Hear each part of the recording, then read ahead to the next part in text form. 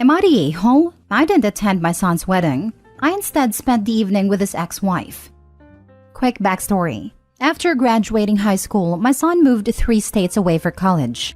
Then at 19, he married a girl he met. I tried convincing him to wait because I personally felt he was too immature. But they both dropped out and moved back here to his hometown. At 20, they had their first child, a beautiful little girl. 16 months later, my daughter-in-law gave birth to their second child, a little boy. After the first baby, my wife and I noticed our daughter-in-law wasn't happy. We both thought it was PPD related. Just after the second arrived, my son and his wife separated.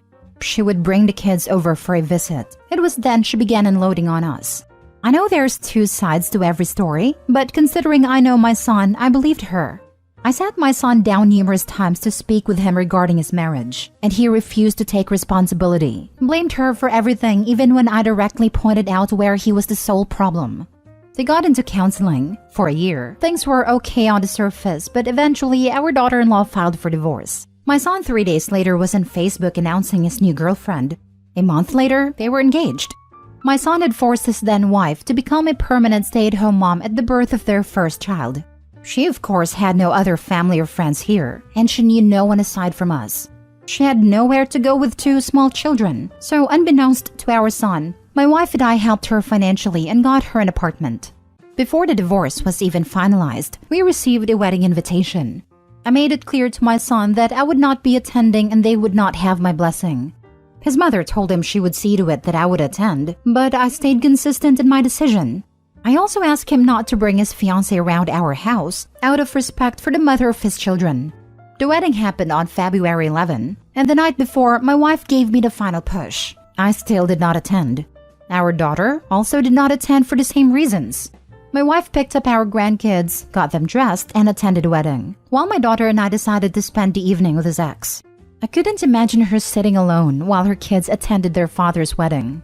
She was taken aback that I didn't end up attending his wedding. We took her out to distract her mind. I just wanted her to know she'll always be considered family to us. My daughter also made a joke they can drop the in-law status and just be sisters now. She was very tearfully grateful, and I realized just how badly she needed our support, and specifically on that night. The next morning, my son called to tell me how much of a horrible father I am for not attending his wedding. Few days later, he caught wind that I spent the wedding evening with his ex, and that he said that was the ultimate form of betrayal. And further, myself and his sister would have to earn a relationship with him on his terms only.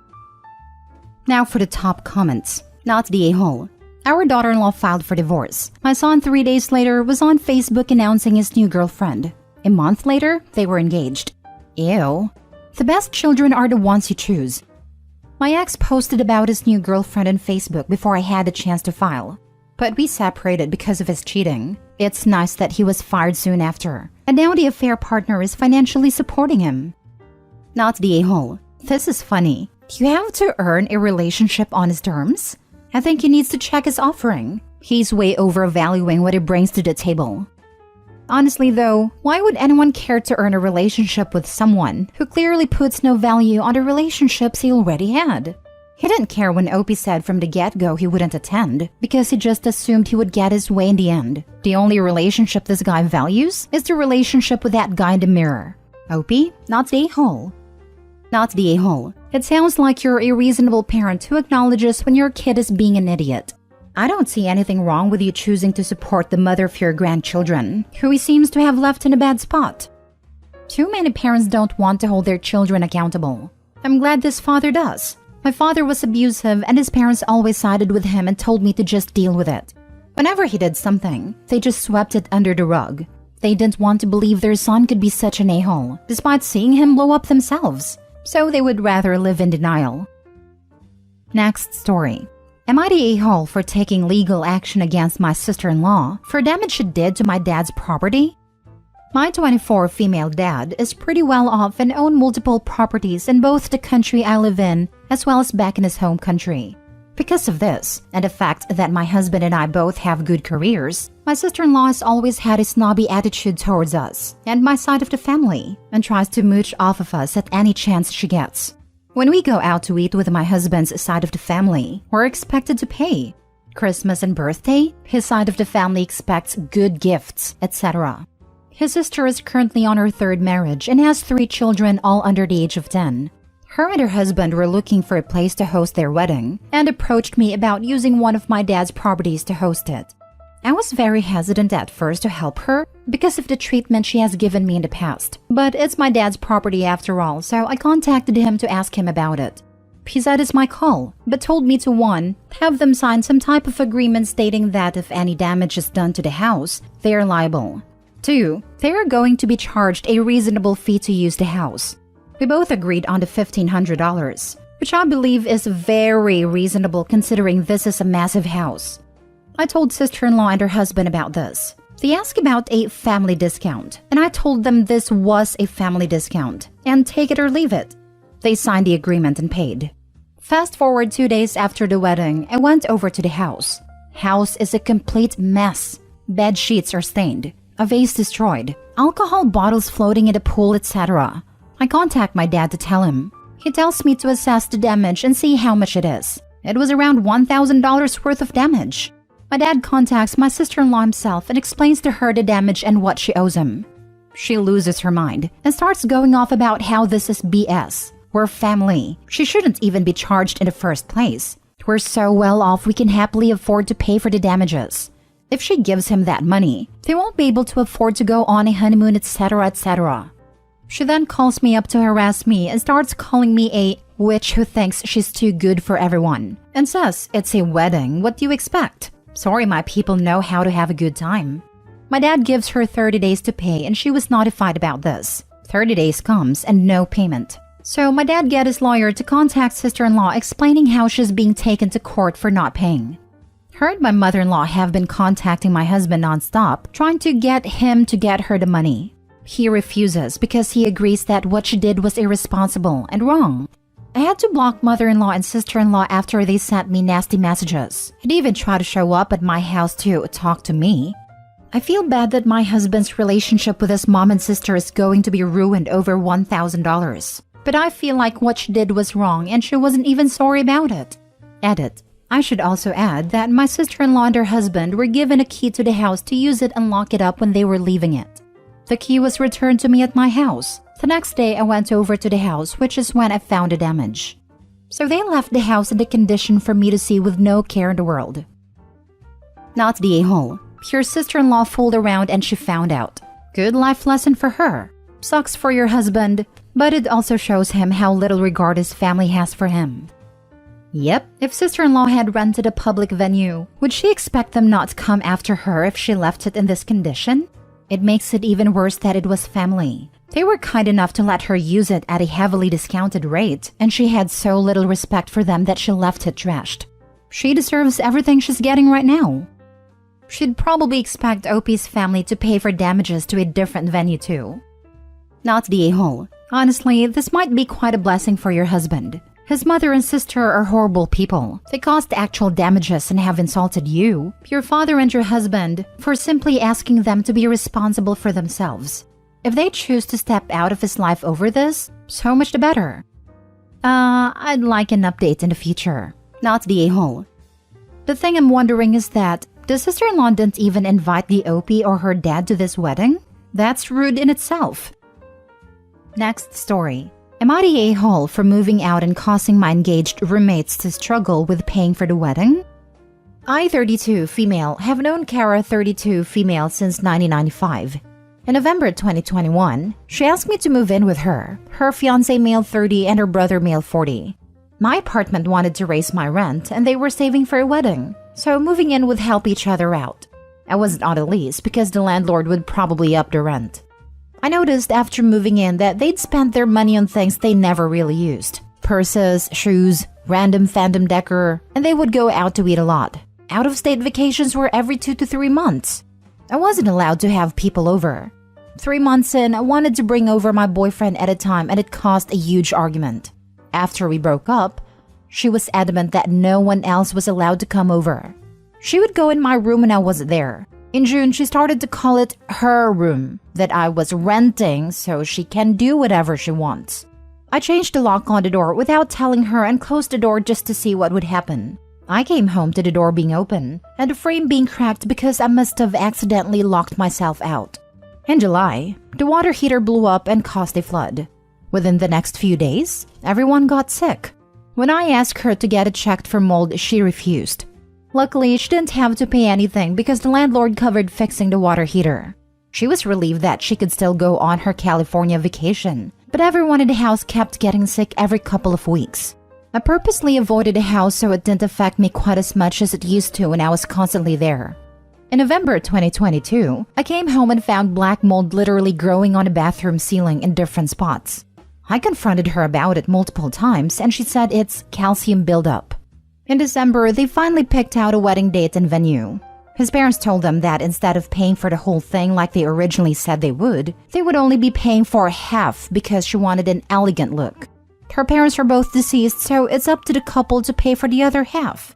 My friend started freaking out because they hadn't saved the entire year. In early January, my brother's divorce was finalized and he got a house. He asked me if I'd like to rent out a room as he'd rarely be home and is charging me next to nothing. It's honestly an offer I couldn't refuse. So I took them out to eat in public and told them I paid them for February's rent, even though I had my stuff moved out before the end of January. They were shocked and went silent until last week when I was flooded with texts. Apparently, I'm completely screwing them over. They said they're going to change the venue and she might have to return her $1,500 dress. They wanted me to know about how badly I screwed them over. She asked if I could spot her some money every now and then to help make up for my betrayal. But to be honest, I'm over this friendship. Am I the a-hole? Now for the top comments. Nope, not the a-hole. Clearly and unequivocally. It's not even just a money issue, it's a full and toxic environment issue, literally and figuratively. God, they sound exhausting. There was nothing reasonable or justifiable about how they treated Opie, like a clueless child versus a grown adult for Pete's sake. Glad she got the hell out of there. Not the a-hole, you should have moved out sooner. Yeah, that February rant was totally unnecessary in this context, because Kara's rude and selfish and controlling AF. Absolutely not the a-hole. There was mold in the apartment that your so-called friend was refusing to take care of. Plus, you weren't allowed to have guests and your privacy wasn't being respected. Moving out was a smart thing to do. It's clear that Kara only asked you to move in with her so she could use your rent to live a more comfortable lifestyle. Think about it. If they asked you to move in so they could save up for their wedding, why did they freak out when they learned his parents were only going to pay half the costs?